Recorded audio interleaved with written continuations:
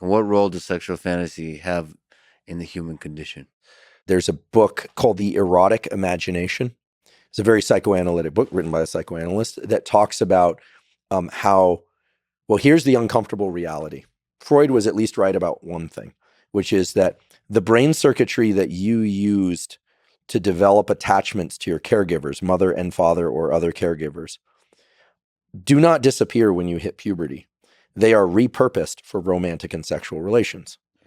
And so this is why the whole notion of anxious attached and secure attached, stems from childhood attachment patterns, but it carries over to romantic relationships. So that the relationship with your mother has And father has and probably other close people to you in your young age has a secondary, tertiary, some kind of ripple effect on how your sexuality developed, like what fantasies you might have, all that. Oh, without question. And of course, early experiences too, and traumatic or positive or neutral.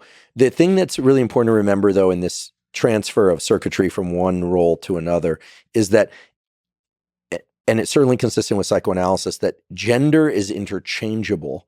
Sex is interchangeable. So for instance, let's say you had a wonderful relationship. Let's take a hypothetical person. Okay. I'm truly not referring to myself. Let's take a young woman who has a wonderful relationship to her father and a just absolutely terrible abusive relationship to her mother, just for sake of example. Mm-hmm. She then goes into adulthood and she is drawn to very abusive men. Not always, but let's just use in this example.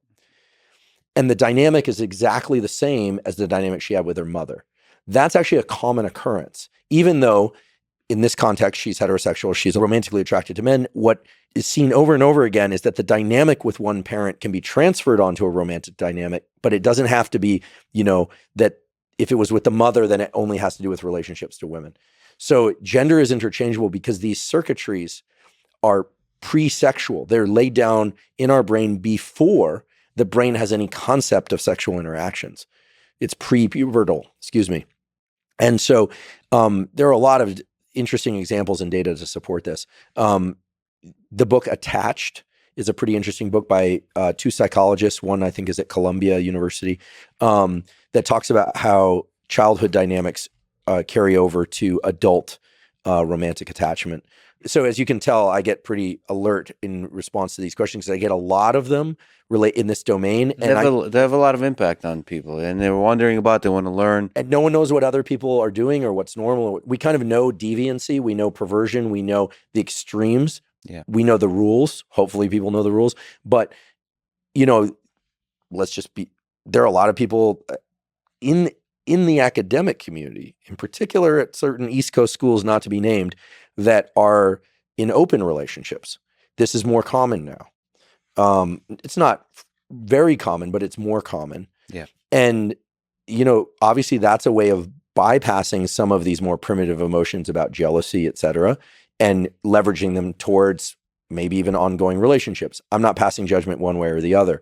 I always say 4 conditions have to be met for any discussion about sex and sexuality or sexual health: age appropriate, context appropriate, consensual, and species appropriate.